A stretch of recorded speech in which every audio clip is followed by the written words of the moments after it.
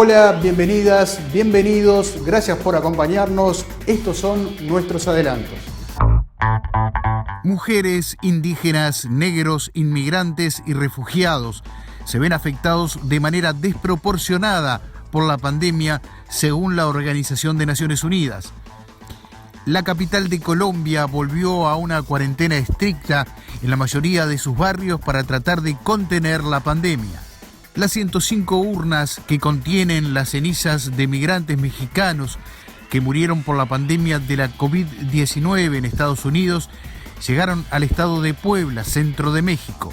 Diputados chilenos aprobaron el proyecto de ley que autoriza a retirar el 10% de ahorros previsionales para afrontar la crisis económica. Mineros ilegales han tomado territorio indígena de Brasil y amenazan con propagar viejas y nuevas enfermedades como la malaria y el COVID-19.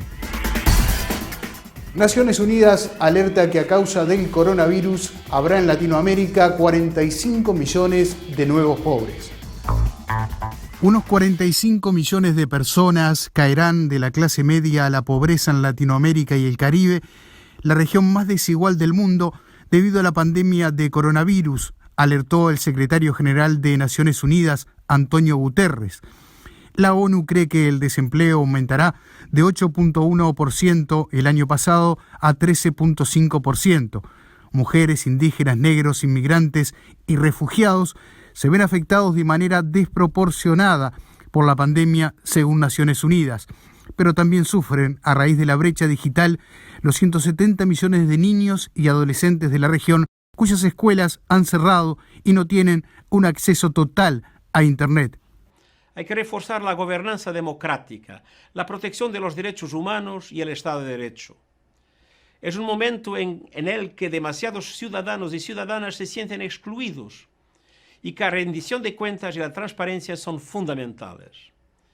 Epicentro de la pandemia, Latinoamérica y el Caribe registran ya más de 3 millones de casos confirmados y más de 140.000 muertos, sobre todo en Brasil, México, Perú y Chile.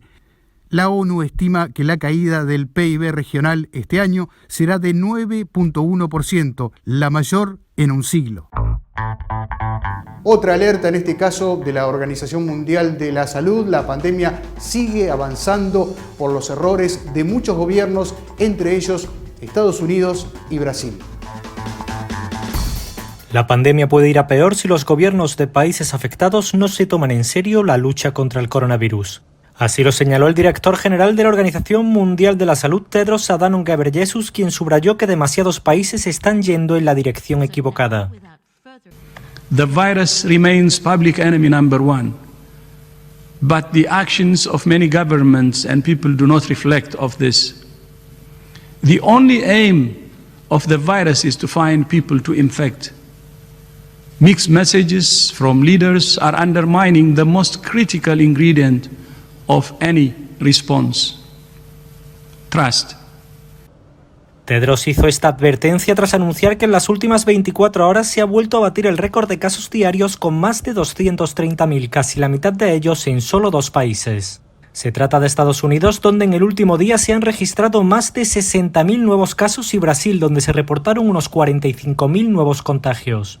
El experto etíope subrayó que el epicentro de la pandemia se concentra actualmente en América, donde se registran más de la mitad de los casos del planeta y que muchos de sus países se encuentran en momentos de fase de transmisión intensa del coronavirus, al igual que otros en África y en el sur de Asia. Nos vamos a Colombia, donde Bogotá volvió a una estricta cuarentena en la mayoría de sus barrios. La cifra de contagiados en Bogotá preocupa porque ha ido aumentando rápidamente, al punto que hace un mes la capital colombiana, con cerca de 8 millones de habitantes, tenía una media de 1.000 casos por día, que hace 2 semanas subió a 1.400 y en los últimos 3 días se disparó a más de 2.000.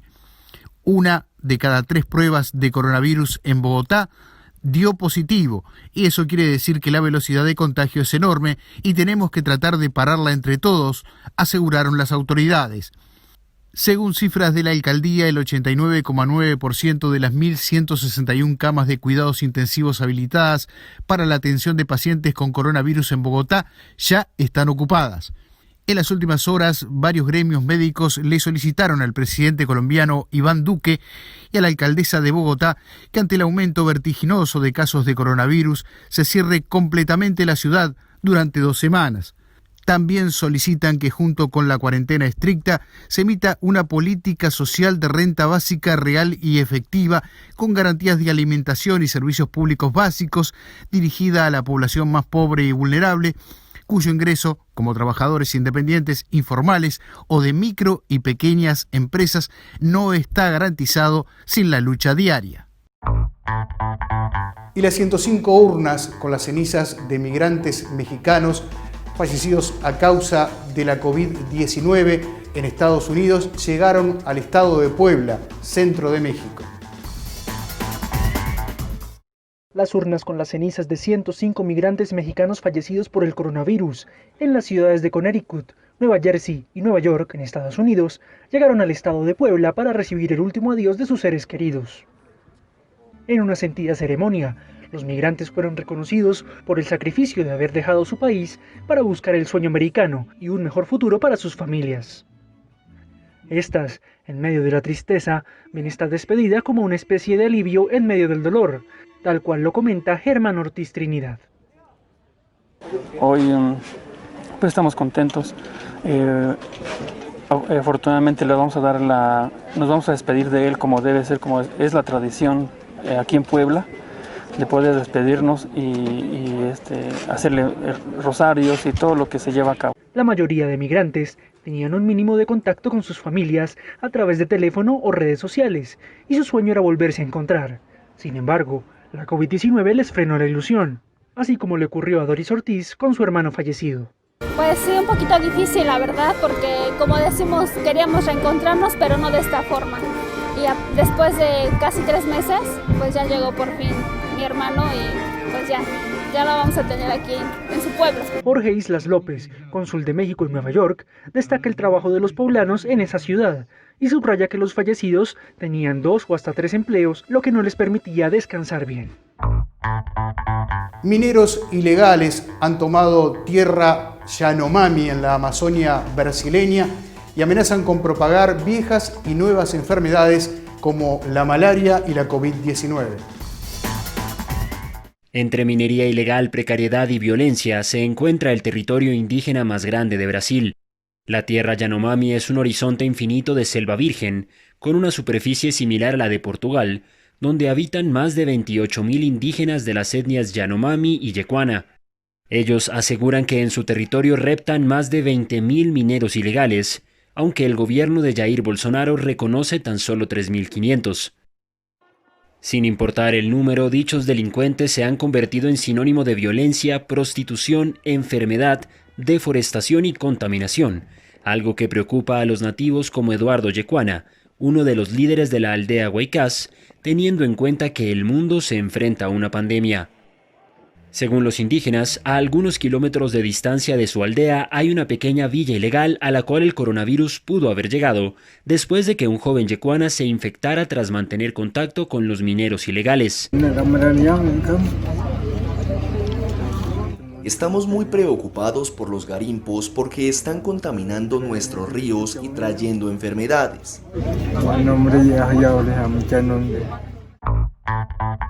En Ecuador, el remedio arajuno acerca el saber indígena como alternativa frente a la pandemia.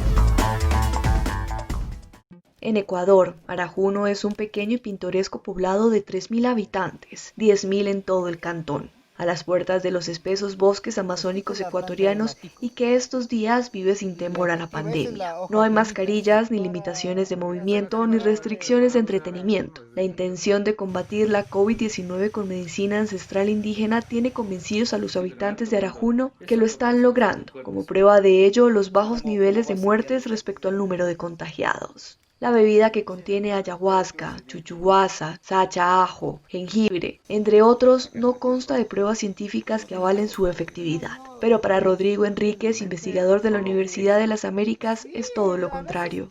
No tenemos evidencia suficiente como para confirmar que realmente algunos de estos remedios naturales estén ayudando en las comunidades, pero tampoco tenemos evidencia de lo contrario, es decir, que sean perjudiciales.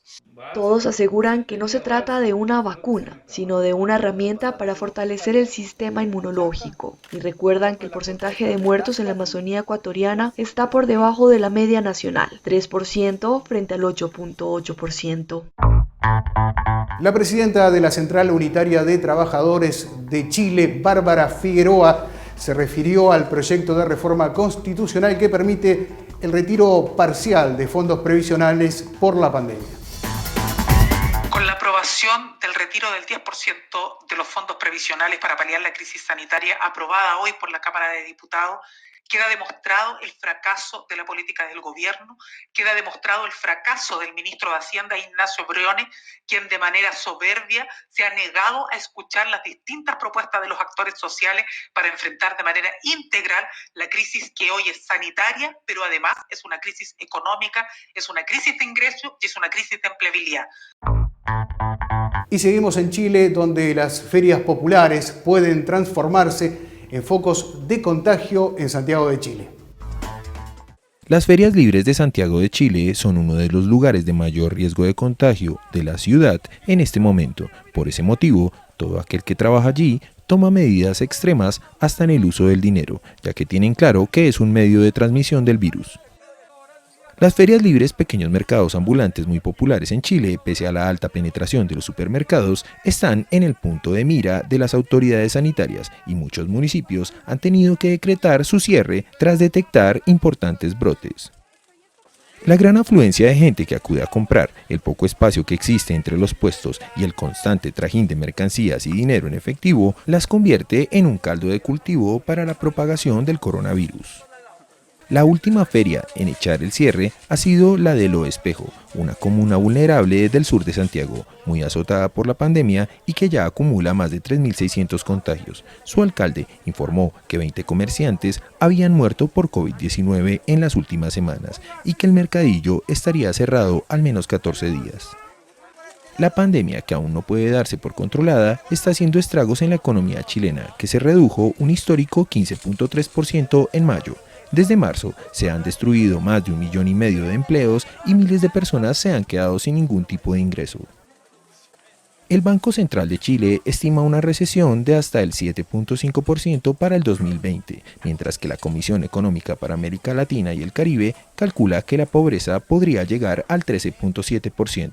Los comerciantes se lamentan por la posibilidad del cierre de las ferias, ya que es su único medio de sustento. Sindicatos y patronos de Panamá logran acuerdos en medio de la pandemia.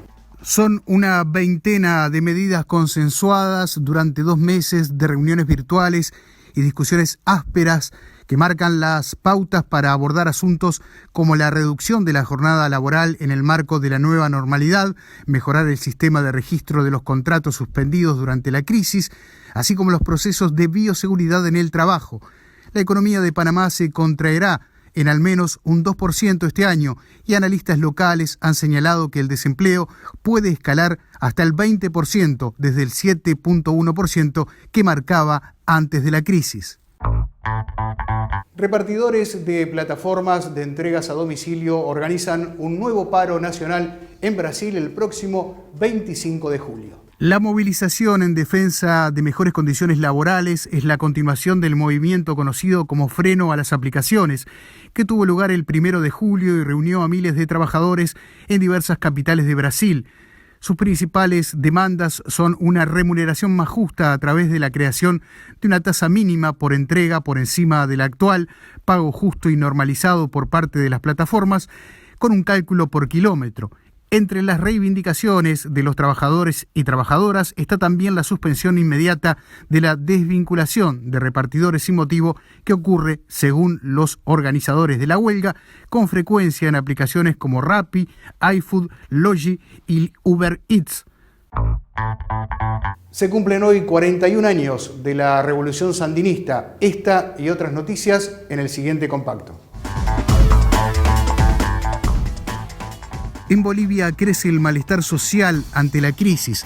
Las demandas van desde la salida de los ministros de Educación y de Trabajo hasta una política sanitaria de la que el régimen de Jeanine Áñez carece para enfrentar la pandemia. La CTA Autónoma de Argentina emitió un comunicado donde rechaza enérgicamente la salvaje agresión recibida por trabajadores de prensa durante una concentración realizada en el centro de la ciudad de Buenos Aires y expresa absoluta solidaridad con los trabajadores agredidos. La Internacional de Servicios Públicos, PSI, realizó el pasado 17 de julio el conversatorio Financiamiento de los Servicios Públicos Esenciales en tiempos de pandemia. En Nicaragua, el gobernante Frente Sandinista de Liberación Nacional decidió suspender el tradicional acto masivo por el aniversario de la Revolución Popular de este 19 de julio debido a la pandemia del coronavirus, informó el gobierno de ese país. Este 19 de julio se cumple el 41º aniversario de la Revolución Popular Sandinista.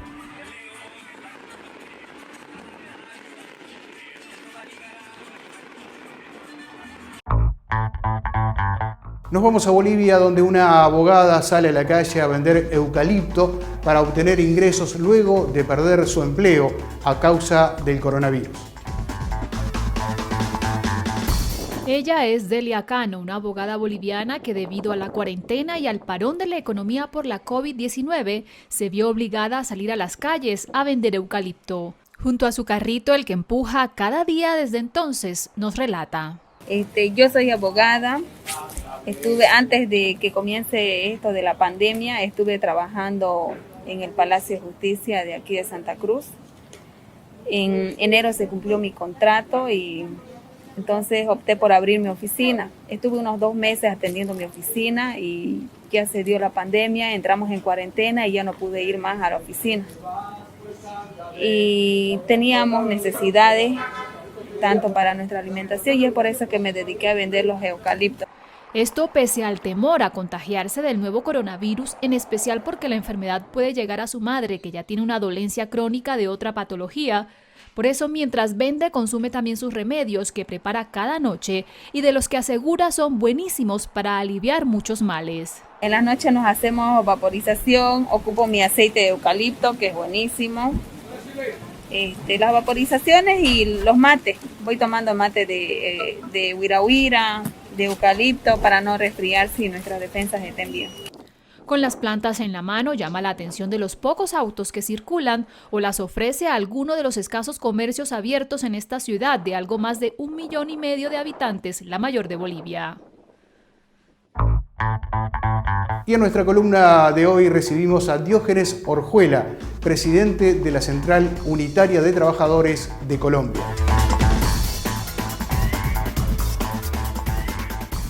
Crecimiento incontrolado de la propagación del COVID-19 en Colombia. En el último mes pasamos de 50.000 a 170.000 casos, derrumbe absoluto de la economía, aumento incontrolado del desempleo. 6 millones de colombianos han estado sometidos a despidos, vacaciones no pagas, licencias no remuneradas.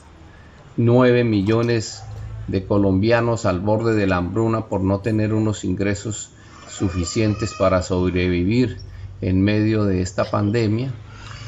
Y el derrumbe de las micro, pequeñas y medianas empresas, cerca de 1 millón, que son las que dan más del 80% del empleo en Colombia. Esta es la situación en la que estamos en este momento en nuestro país, con un gobierno que está funcionando absolutamente en forma de dictadura. Solo consulta y funciona con el Consejo Gremial de los grandes grupos económicos, desconoce la comunidad científica, desconoce los sindicatos en la toma de decisiones y muchísimas otras organizaciones y sectores políticos que podrían, en un ejercicio de unidad, llevar a que el país caminara por el mejor de los senderos. Ante este crecimiento, el gobierno sigue en un intento desesperado de abrir totalmente la economía. En medio de la crisis también continúa el asesinato de líderes sociales, la violación de los derechos humanos y la negación del gobierno a asumir y desarrollar los acuerdos de paz. Es la difícil situación de Colombia, es un gobierno muy parecido a Bolsonaro y a Trump, y nosotros estamos resistiendo y seguiremos resistiendo en una mayor unidad de las centrales obreras y de los sectores sociales. Fue presentada la Red Internacional de Estudios Sindicales, REDES. A través de una transmisión online, referentes de las organizaciones que la componen presentaron el proyecto, el trabajo de las organizaciones en conjunto para generar propuestas en pos de configurar una nueva configuración a nivel mundial. El rol de los trabajadores y la importancia del Estado frente a una pandemia fueron los ejes de las intervenciones. En el video se pudo ver el saludo de los referentes de las organizaciones que hoy son parte de REDES. Hugo Yasky, secretario general de la Central de Trabajadores de la Argentina, Antonio Lisboa, secretario de Relaciones Internacionales de la Central Única de Brasil, y Bárbara Figueroa, de la Central Unitaria de Trabajadores de Chile. También se expresaron Unai Sordo, de Comisiones Obreras de España, Susana Camuso, de la Confederación General Italiana del Trabajo de Italia. Redes Internacional de Estudios Sindicales fue creada por varias centrales de América y Europa con el fin de promover el desarrollo y difusión de investigaciones, propuestas y otras producciones conjuntas realizadas por los institutos o centros de estudios de esas centrales. Esta iniciativa que nos vuelve a poner en el plano del trabajo solidario, de la colaboración y del internacionalismo que tanta falta hace en un momento como este.